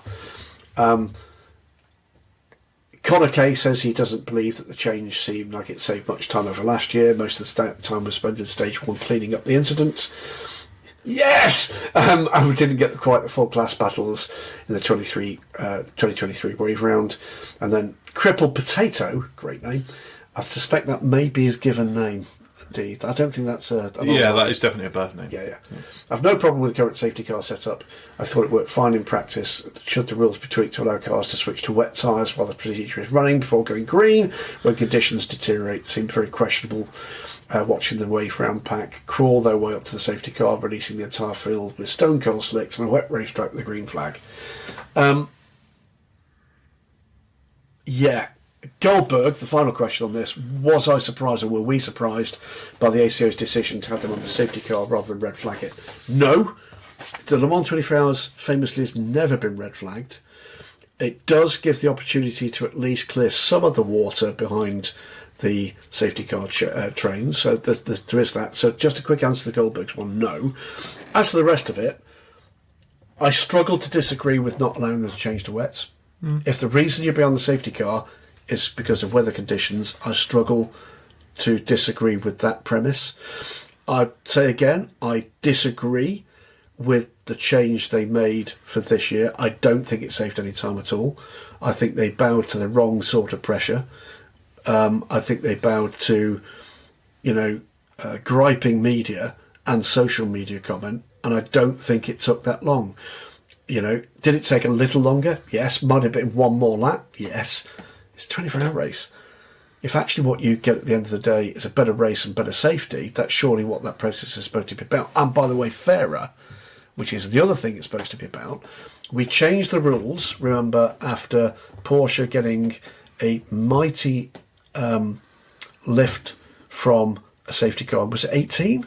Yes, so the year with the pink pig and the reference car, wasn't it? We changed the rules for that. We then changed them back this year, and I don't agree with the decision that was taken. I don't think it caused very many problems this year. It generally makes sense. It's a long-winded process, but it makes sense. But it's a unique track, and what you're trying to do is to retain as much of the class battle and fairness as you possibly can. Are there winners and losers? Yes, there most certainly are. But the principal reason for doing this, as a couple of you have been good enough to recognise in your questions, is safety. Decision is taken by race control as to what the most appropriate intervention is. You can agree with them, you can disagree with them, but I will never second guess them. They are the ones with some very tough decisions to make, and their principal concerns are always going to be safety of the driver, safety of the intervention crews, the marshals, safety of the public. I'm not going to play games with that. We can all say that could have been better, that could have been worse after the event, but we're not the people there with the big red buttons in front of us that have to make that call. I will not do that, okay? Do I think the processes were perfect and perfectly observed? No and no, but they were close enough that it wasn't a defining factor of this race, with the exception of the long safety car overnight. Do I believe that that was executed correctly? For the most part, yes, I do. I woke up to come on air from my 2.5 hours of sleep with the rain battering down in waves in my caravan. I got drenched on the way to my bed during this. I basically soaked through to the skin. Sat there trying to decide the correct time to go and not get drenched, and it was somewhere about, there were waves of heavy rain coming through about every 10 minutes, a little bit less or a little bit more, 7 minutes, 12, 13 minutes. I made it with about 2 minutes trot to the TV booth before the next band hit us, and I got absolutely drenched. Walked in, and clearly it's a funny sight when someone walks in completely drenched. So I don't disagree it was the correct move. We can always have a debate about whether or not you could go a little earlier back to racing. They clearly wanted to take it back into daylight. I think that was the correct move as well. So at least you can see, where any standing water might be. You get half a chance to learn the way through. And the visibility in these hypercars is not great at all. You've seen it from some of the onboards. Yeah. If you're sitting in the grandstand, you can look and say, "Oh, it doesn't look that bad." But in the cockpit of a hypercar, you can't see anything. Particularly behind a Ferrari, it would appear. Yeah. And I think, by the way, that's a question that needs to be asked. What caused that? It cannot be allowed to happen again. And in those circumstances... The oil, this is, yeah. Yeah, if there was oil coming from the back of that car, the one decision I think that could have been taken there was there might well have been a case to beat ball flag that car. Okay? And that ultimately, I believe, was the winning car. So it's that I do think that there might have been questions asked. We saw 2 or 3 of the following hypercars they couldn't see. That's not safe. Safety is a multi-layered thing. If a problem with the car is causing problems to the cars following it, for me, that should have been a decision that should have been investigated and taken. Was it clearly that car losing oil? We didn't see it, but we heard from multiple teams that they could. That's a decision I would have agreed with. They should have been brought in to deal with that issue. That's the only thing I think I saw that I fundamentally disagreed with in terms of decisions that were made by race control. Other than that, we'll come to a couple of others that are debatable, but in terms of the big calls, the interventions, generally speaking, the choice between slow zone and safety car I think was correct. Yep. Full course yellow, etc. There's a myriad of different options left open, and quite often we suffer, and the interpretation of an incident suffers because we don't get full information. We don't know what other cleanup is going on, because you can't have cameras at every single point where, a chunk of bodywork or, a bit of this car, a bit of that car, the aftermath of another incident may not be obvious to us. It can take a while for there to be sufficient space for a marshal to make that glory dash to go and pick up a bit of Orica. And again, not going to second guess that. I'm not the guy having to make the choice about instructing them to do it or advising them when to do it, and I'm certainly not the person, dressed in protective gear, orange overalls and gloves, that's having to get from behind the safety of a barrier and rush out into the road where around a blind turn a car may be appearing at 80 kilometres an hour, we hope. That's not my call either. Generally speaking, I think a very good management of that race. It was so difficult, this race, to manage. It really was. Just kept throwing weather changes at you the whole way through. It never let up, did it? No. And the final thing to actually say, by the way, is that, no, I think the decision to have 3 safety cars still is very relevant, as long as you come up with a way to manage it. If this was a 2-hour, 40-minute race, I'd have problems with it. It isn't. It's a 24-hour race. And I think sometimes we just need to get over ourselves a bit. We all want action all the time, but not to compromise safety. It's the case to say that, you can use a breather sometimes, especially in a race like that where it's so frantic. Yeah. There was a long time on the safety car. No doubt at all it's a long time on the safety car. And it was quite interesting. We saw and heard vastly different opinions on board from some of the hypercar drivers. We're ready to go now, and others going, definitely not. You've got to allow those with responsibility to make those decisions on their behalf to make those decisions, and you just respect it. That, for me, is the mark of a functional sport, is you respect the decisions of those responsible for them. And make no mistake, had things gone wrong, it would have been those same people taking responsibility for the consequences. Yeah, not the drivers. Let's move on from that to Isotta Fraschini. Yes. Coco Racing. Stathis says, Isotta Fraschini finished the race after an impressive display. So what's next for them? It's clear they need to improve and show real pace. Is their place in the WC in danger? I thought it was a really good run for them. Yeah. Quiet, all the way to the finish. Didn't really get in the way of anybody.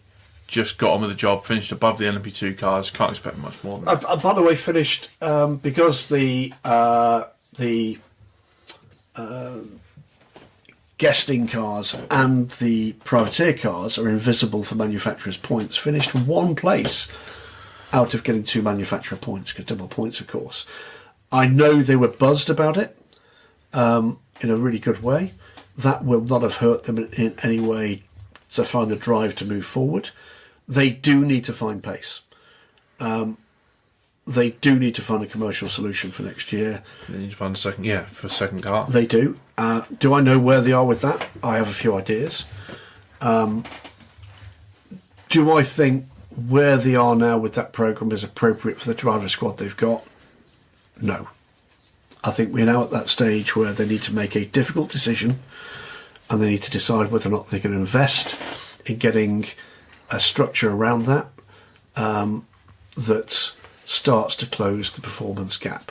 What we didn't necessarily see is they were somewhat off the pace, but did finish the race. Finished 14th, by the way. They were, eventually 9 laps down. We're 5 laps down for a long, long time. I think they had a late problem, if I remember rightly, but got the car back out. I'd like to see another driver with real developmental experience involved in that programme. Whether or not they're a race driver or whether or not there's a test programme, don't really care. But I want to see them starting to make some steps forward. They've proven they've got a reliable car now. They've proven the car has got some pace. They need to find a way now to close the performance gap, to be closer to the performance window they should be in. Remember, that's the point here. It's not that it's a slow, potentially a slower car. It's a car that's not exploiting the performance window that it should be within. And that's down to the team as a whole. Not the drivers, necessarily, the whole team. Let's talk penalties. Stephen Gate, Cross Main, Lascelles 22 have all asked questions about penalties during the race. The first one from Stephen Gate is about Robert Kubica and the clash with Dries Van Toor in the 15 BMW. So, in your opinion, was the 30-second penalty for Robert Kubica enough? Hashtag me personally, it wasn't. Okay. What do you think?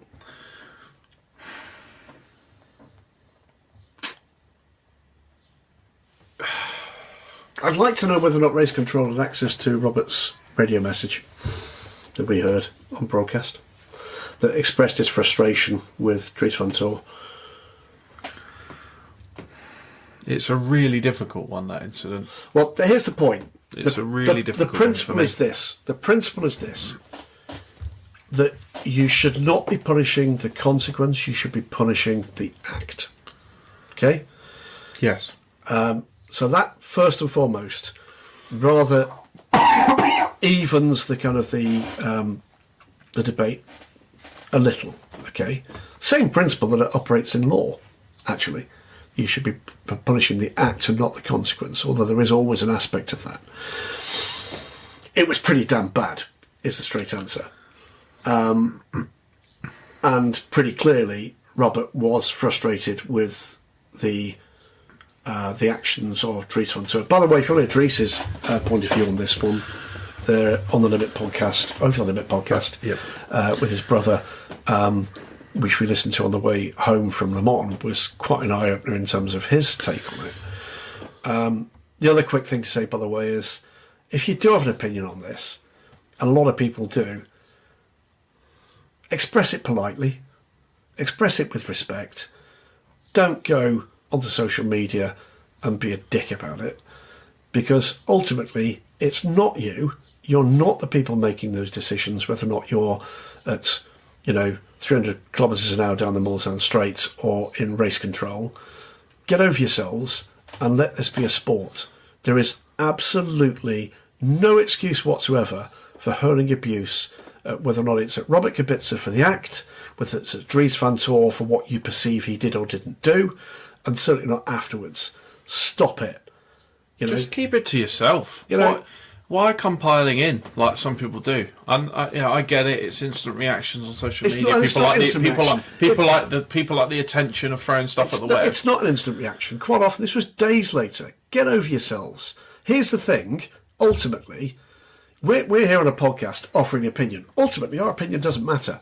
No. And if you're there, sitting there watching the 24 Hours of Le Mans, you know, whether or not that's you there suited and booted with a group of like-minded friends, or whether or not that's you there sitting in your pants eating Doritos, your opinion doesn't matter.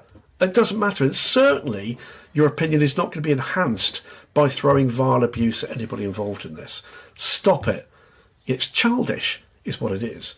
It's one of the worst things about what should be the really good thing about social media. It is that access to the opportunity to amplify, the opportunity to share is what it should be, not just this opportunity to bully.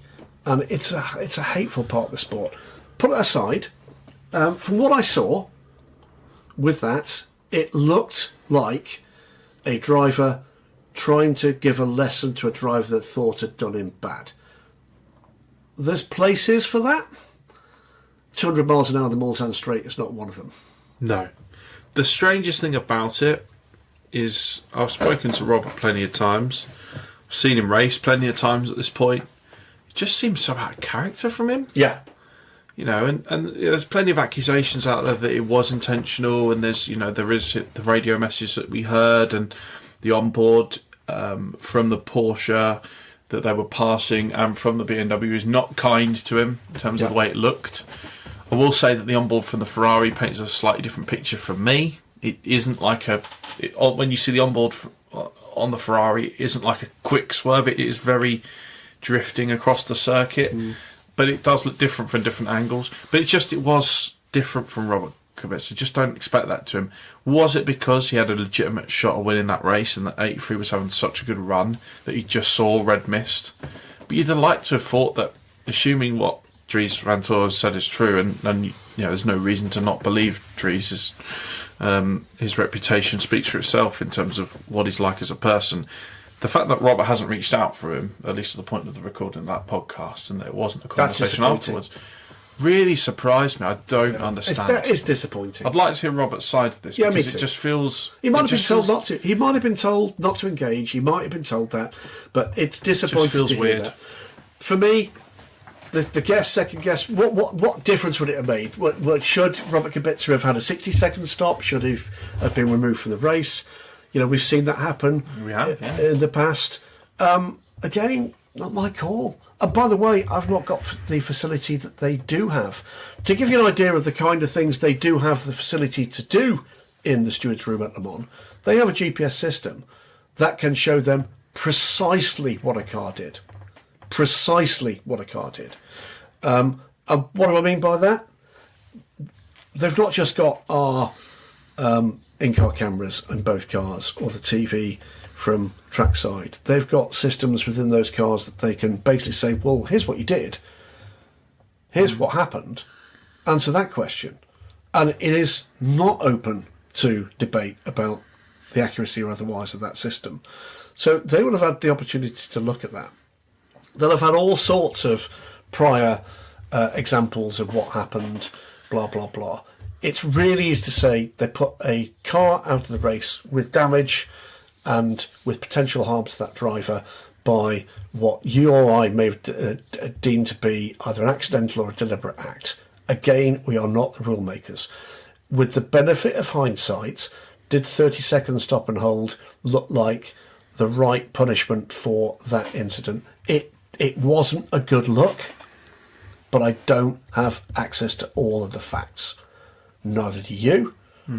The only people that do, race control, the stewards, Robert Kubica, because he would have been part of that process. Yeah. That's it. Yeah. So the second question concerns Ferrari as well. Was race control too lenient on penalties for Ferrari for the instance such as the unsafe release in pit lane, or that wasn't deemed as an unsafe release, the hit on the number 8 Toyota at Mulsanne corner, and the door being ajar on the 50? So. No, yes, no. And here's the thing. The unsafe release on reflection for me is the car stuttered out of its box. Yes. And had it had a clean run out of its pit box Would and have been onto the fast lane, it would have been fine. Yeah. The door ajar case the defence was exactly what happened to Proton. at Spa. They were called in, managed to fix it in the meantime, eventually. But yeah, I don't think there was a massive delay for the 50. What in the pit? The door. It wasn't a massive delay, but they did have to come in when they didn't necessarily want to. Yeah, but I think the answer with all of those is they're all judgment calls. None of them ultimately determined the race, other than you could argue that the hit with the Ferrari and the 8 car. That was the one that didn't quite sit right with me. It was a 5-second time penalty. I don't think that punishment quite fit the crime with that one, because the 8 did lose a lot of time rejoining the race, and it was a car that was in contention for the win, and it was, throughout the race, the stronger of the two Toyotas. Yeah, here's the thing. Ultimately, I tend to agree. Maybe it could have been 10, maybe it could have been 20, maybe it could have been 30. But I don't think that was. But when you're looking at the difference between like the Kubica penalty and it was Pugreedy, wasn't it, in the car with Hartley in the Toyota, the difference is that Robert Kubica, I think you could argue it was a little bit more of a road rage style incident, whereas Pugreedy, I don't think there was malicious intent in that. I don't think he came piling in just to take out the Ferrari. No. Take out the Toyota, sorry.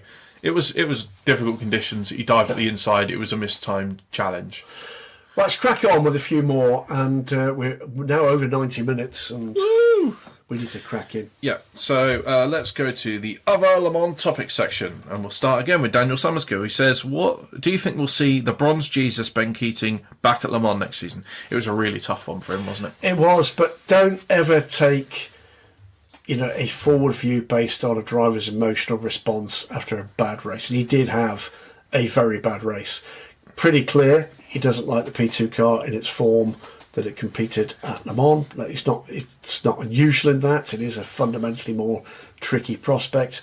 But do I think we'll see Ben back? I hope so, because he's such a huge personality. But don't take a view long term in the immediate aftermath of disappointment.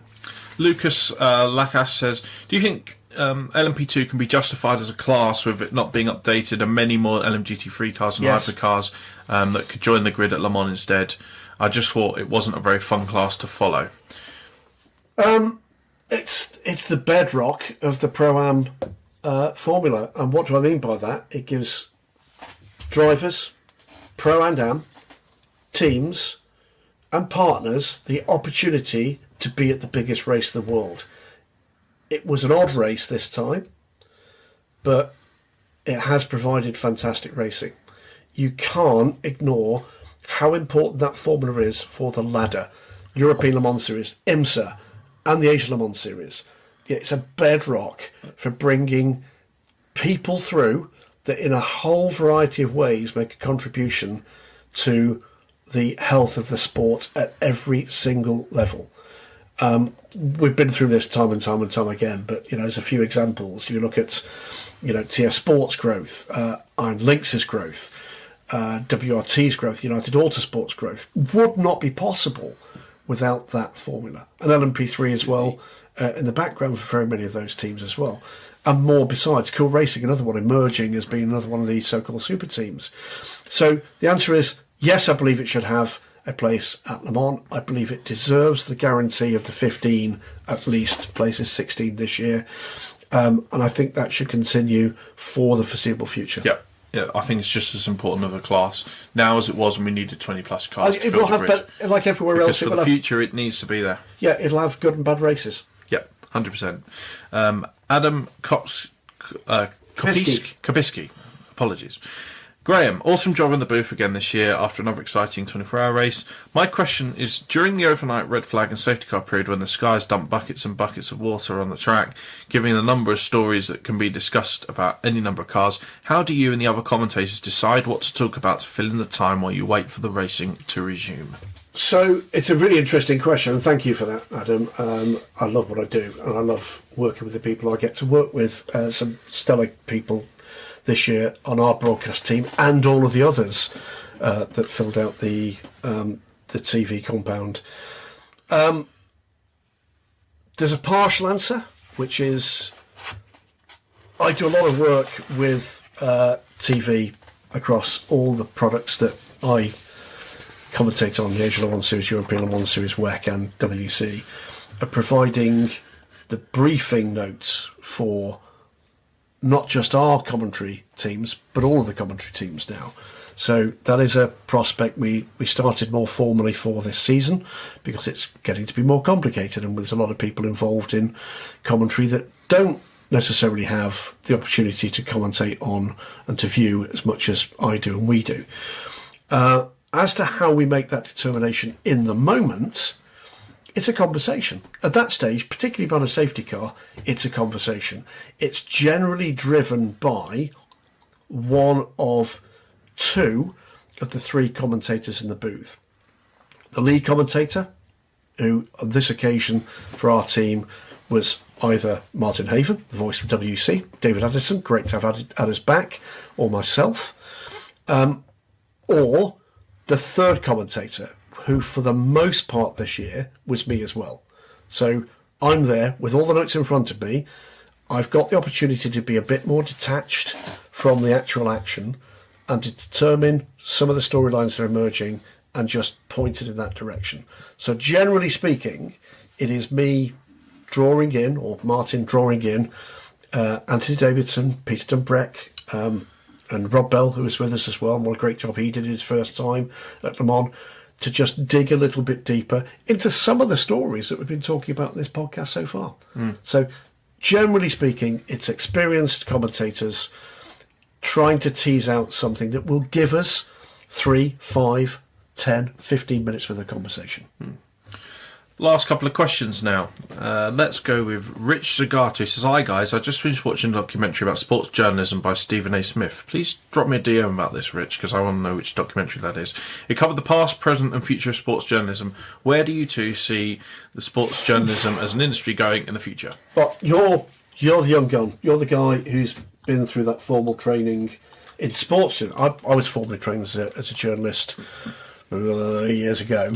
It's 42 years ago now. That's ridiculous. But I was formally trained as a journalist 42 years ago. Came into sports journalism much later, from about 2000, 2001. You, however, after you and I had worked together for a little wee while, took the opportunity to go to university and took a degree in sports journalism. I came out of that with a magnificent result, and you should correctly be proud of yourself for that. I certainly am. What's happened since? It has changed a little bit since even I was at university, which was about 10 years ago now. Good grief. There's certainly a lot more multimedia, and I think that is going to be a theme going forward. Is, can you do more podcast material? Can you do more on the video side? Can you be a bit more creative for people who want quality content quickly and on a variety of different platforms such as phones, tablets, and laptops? I don't think that kind of theme is going anywhere. I think we're going to see more and more video content and audio content in particular emerge as we go forward. What I would say though, and we kind of had this conversation, didn't we, Graham, with one of the lovely members of the racer team, John Chambers, during Le Mans week, about future and planning and where does the business go when it comes to motorsport journalism in particular. And I tend to agree with John that I think longer form quality journalism in written, in the written medium, is going to always be there, and I think it's going to down the line come back in a similar way to vinyl, where we're going to get to a point where people go, do you know what, actually I'm bored of these 10-second 15-second clips and silly dances and YouTube videos. I actually want something with some substance because I want to learn more. And in a sport like motorsport and sports car racing in particular, where it is really complex and there is so much going on all the time, you can't always break it down into 20-30-second snippets of stuff. And actually, if people are really interested in something, they want more of it. We know this from every 42 minutes of a podcast. Yeah, exactly. If you're still listening to us now, you are the target demographic for this service, which is you want more all the time. And it's not just, I want something 5 seconds on. I want to really know what's going on. You're not going to get that from a lot of these different platforms that you're seeing, like a TikTok and a Twitter and a YouTube. I hope you're right. I hope there's always The bigger problem is, I think the interest is going to be there, and I think people are going to take more of an interest in it than they have, maybe the last 5 or 6 years where we've had this sort of tsunami of other different ways to consume sports.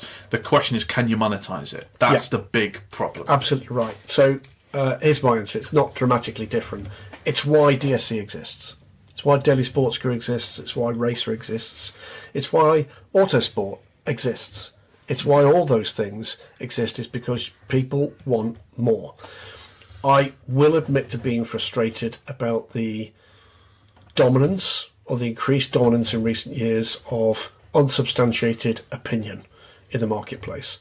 I don't think social media has served sport in general well. I think it's been a melting pot for discontent. I think some people have noticed that negativity that breeds is a commercial opportunity. I find that abhorrent, I'll be honest with you. I find that in every sport there are those commercial outlets that will always accentuate the negative. That's not why sport exists. Sport for me has always been a bit like music, has been a force for good. It's been something that draws people together. Those that have known me a long time will know that I'm a big fan of the Olympic ideal. And it is an ideal. And it's not always fulfilled. But there's something good there. That's why I love sports car racing. I love sports car racing because of the people, and because of the way that the people, for the most part, come together with this. And it is a kind of a family, and it is a team, and it is all those great things. Quality journalism should always survive. Monetising it as someone who's responsible for doing that for DSC has been one of the hardest things I've done in this sport. It remains a hard thing to achieve in this sport, whilst not compromising your independence and integrity. It's terrifically difficult. But I think ultimately we're going to come at some point in society to a red line. And I think some of the bad things that have been happening with the wider media world, social media in particular, we're going to have to get this sorted, because as a society we're not doing well with it. And I think that will have a knock-on effect, I hope a positive effect, on media at all levels. Politicians that tell people not to trust the media, just as a general rule of thumb, get stuffed. It's a straight answer. There's a word for people like that, and I'm not going to use it because it's entirely impolite and based in the 1930s. Womble? No, it's worse than that. It's not that. There are good and bad journalists. The determination about who those people are and how you value that should be in the eyes of the consumer, and it shouldn't be overly influenced by amplification, whether that's on social media or from aligned, what's often termed client media.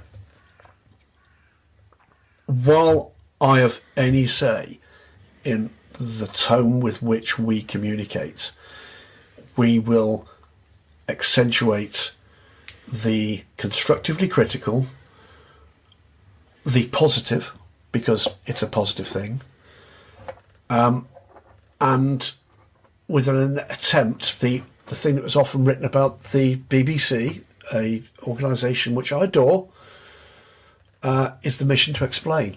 And there is a mission to explain this because it needs explaining, because it's complicated. I'm delighted with the people that have come through our doors and gone on to bigger and better things. I'm delighted that you're with us and back with us now, and I hope that's for the long term, and that you get the opportunity as well to express your views and to give your take to Racer.com's audience, and in fact the magazine audience as well. And I hope that others choose that same path. I think we've got some exceptional journalistic talent in the press room. I don't want to see them wasting their time on nonsense. I want to see them fulfilling their passion with that mission to bring more people to understand more about the sport in a constructive way. I don't mind people being critical. I don't mind that at all. I do mind when you're choosing the negative because it'll get you those clicks. I mind that a lot. I find that ridiculous. I find that self-indulgent, and I find that destructive.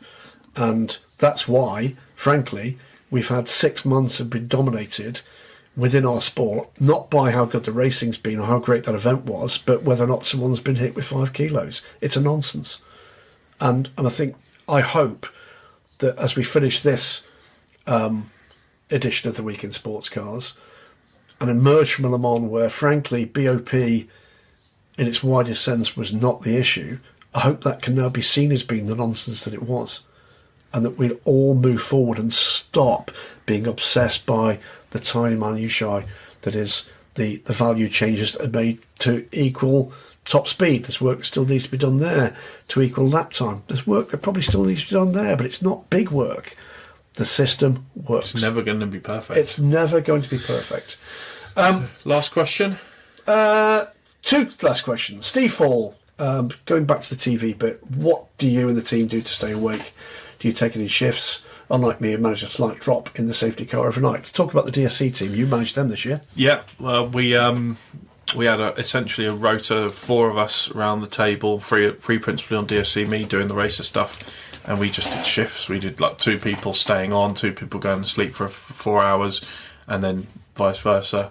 And I picked the 4 hours where nothing happened and it rained and I got drenched. I'll get to that in a minute. So, and by the way, a massive thanks to Richard Dean and all of his team, to Ashley, to Scarlett, and everybody who's involved in the catering side. United, it makes a huge, massive difference. And, we always do ask for the indulgence of teams, particularly at Le Mans, and they looked after all of the DSC team this year. And that makes an absolutely massive difference. For the TV team, we have 2 rolling teams. We have 2 teams of 3. The regular WC team. This is for the booth, by the way. 2 pit lane reporters. Lou Beckett back with us this year, alongside Bruce Rouhani, who was our full season pit lane reporter. So Martin Haven, myself, and Ant Davidson, and then joining this year for the World Feed and for the app, and for a fair amount of what was the Discovery and Eurosport coverage this year. David Addison, Peter Dunbreck and Rob Bell, and between several of us we put together a meaningful rota that means that each of us gets the opportunity for probably no more than 3 hours sleep, and that's broadly speaking what you need.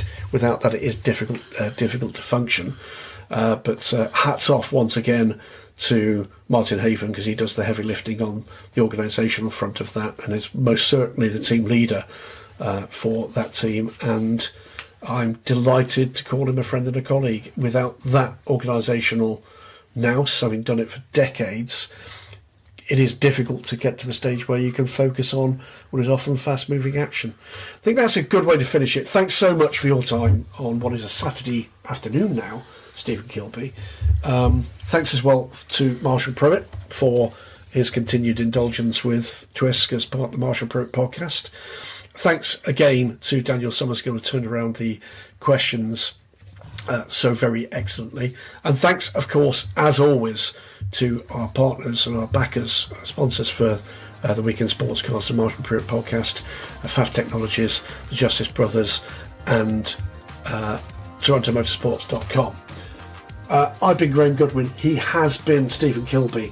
This has been nearly 2 hours of looking back at a superb 2024 24 hours of Le Mans.